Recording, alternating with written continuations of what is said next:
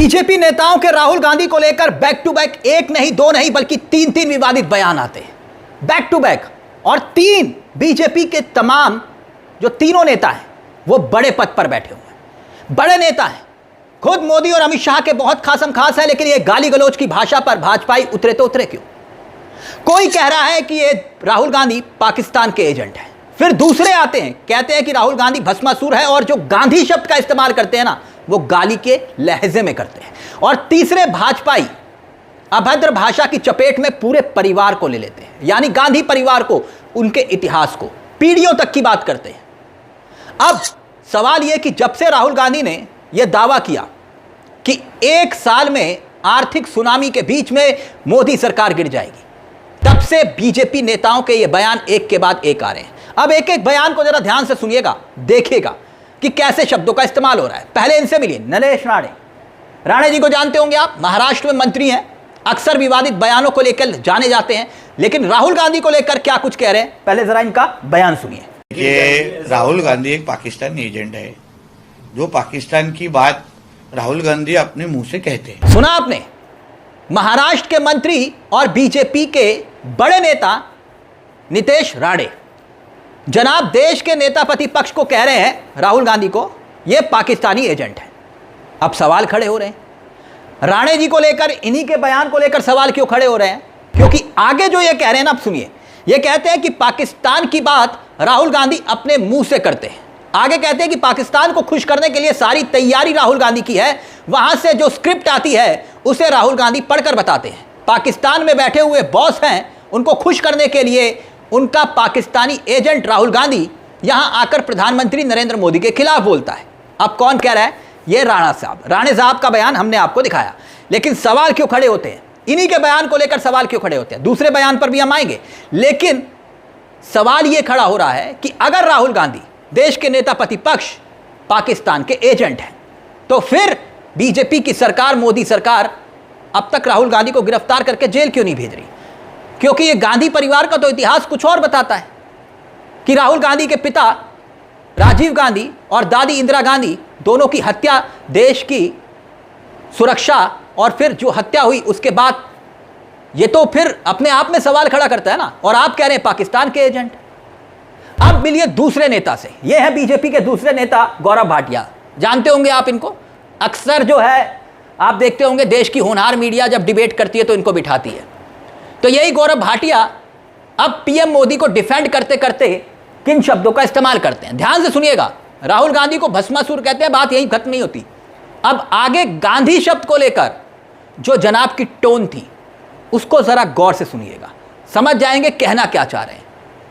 ये शब्द का इस्तेमाल वो क्यों कर रहे थे उसे भी महसूस करिएगा, सुनिए जरा क्या कह रहे हैं। आप सबको ज्ञात होगा कि एक टूल किट मॉडल विध्वंसक, अराजक, अपरिपक्व, मूर्ख वो राहुल गांधी की उपज है। और कल इसी तरह से एक नई टूल किट बाय अ फूल किड, एक नई टूल किट बाय अ फूल किड सामने आई। क्या कह रहे हैं? कहते हैं कि ये जो सरकार है जो मजबूती से देश की जनता की सेवा कर रही है वो एक साल में गिर जाएगी। तो मैं सबसे पहले एक बात कहूंगा, भस्मासुर राहुल गांधी,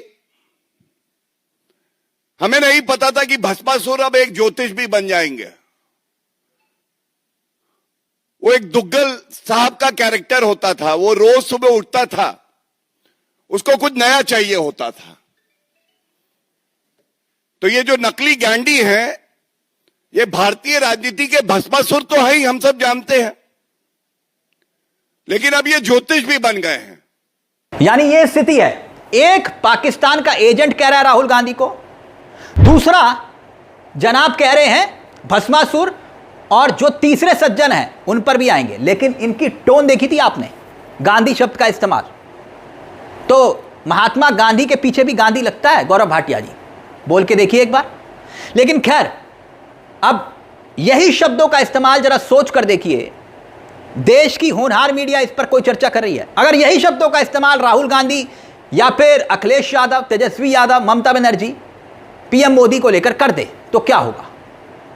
और यहां बात इतनी नहीं है, क्योंकि यह जिक्र किया जा रहा है कि राहुल गांधी ने जब से आर्थिक सुनामी का जिक्र किया तब से ही विवाद खड़ा हो चुका है, और उसके बाद महंगाई के एक के बाद एक झटके आ रहे हैं। मगर बात अब तीसरे नेता पर आते हैं। रायबरेली और अमेठी में राहुल गांधी मंच पर पहुंचे थे, तमाम तरह के बयान दिए और उन बयानों को लेकर विवाद पैदा हुआ, गद्दार शब्द को लेकर, याद होगा आपको। और तब उसके बाद दिनेश प्रताप सिंह सामने आते हैं और जो बयान का इस्तेमाल करते हैं, जिन शब्दों का इस्तेमाल करते हैं, उसको लेकर सवाल खड़े होते हैं। अब इन्होंने क्या कहा वो सुनिए। तुमसे बड़ा दलाल कोई नहीं है, राहुल गांधी को कहा तुमसे बड़ा दलाल कोई नहीं, तुमसे बड़ा बेईमान कोई नहीं। आगे वो कहते हैं कि तुमसे बड़ा गद्दार कोई नहीं, तुम्हारी पीढ़ियों ने गद्दारी की। यानी पीढ़ियों पर बात आ गई, पीढ़ियों ने गद्दारी की। आगे कहते हैं गद्दार के घर में गद्दार पैदा होगा, गद्दार के घर में मोदी जी पैदा नहीं होंगे। तो जिस गद्दार ने हमारे देश के प्रधानमंत्री को गद्दार कहा, मुझे दुख है कि मैं रायबरेली में उस दिन नहीं था, और अगर होता तो राहुल गांधी के मुंह पर ईंट का जवाब पत्थर दे देता। ये मतलब पीढ़ियों पर चले गए कि भाई पीढ़ियों ने, तुम्हारी पीढ़ियों ने गद्दारी की। और कांग्रेसी कहते हैं कि भैया देश के लिए कुर्बानी दी राजीव गांधी ने, इंदिरा गांधी ने। और फिर राहुल गांधी ने जब गद्दार कहा और फिर उसके बाद इस भाषा का इस्तेमाल भाजपाई नेताओं ने शुरू कर दिया। बात यहां पर गांधी परिवार पर भी गाली गलौज तक आ गई और मंत्री ऐसे शब्दों का इस्तेमाल कर रहे हैं। फिलहाल मंत्री जो दिनेश प्रताप सिंह हैं, इनके घर पर, आवास पर चढ़ाई कर दी थी इस बयान के बाद कांग्रेसियों ने। पुलिस को बैरिकेडिंग लगानी पड़ी थी, लखनऊ की सड़कों पर जमकर प्रदर्शन हुआ था।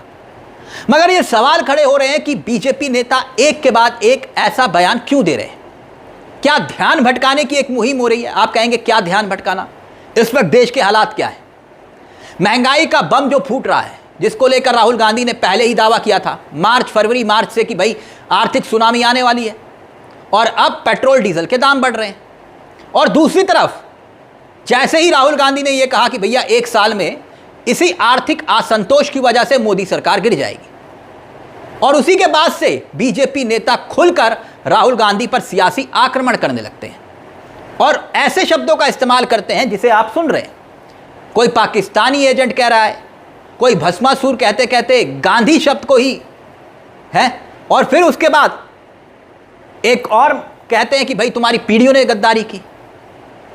खैर, इस पूरे मसले को लेकर आपकी क्या राय है? आपको क्या लगता है कि आखिरकार राहुल गांधी को लेकर बीजेपी नेता इस तरह के बयान क्यों दे रहे हैं? इसके पीछे की असल वजह क्या है? अपनी राय हमें कमेंट बॉक्स में जरूर दीजिएगा। मुझे तिलक चावला को दीजिए इजाजत। बेल आइकन जरूर दबा लीजिएगा। मंच आप ही का है जहां हम सिर्फ खबर नहीं दिखाते हैं बल्कि खबर के पीछे की खबर भी बताते हैं। नमस्कार, जय हिंद, जय भारत।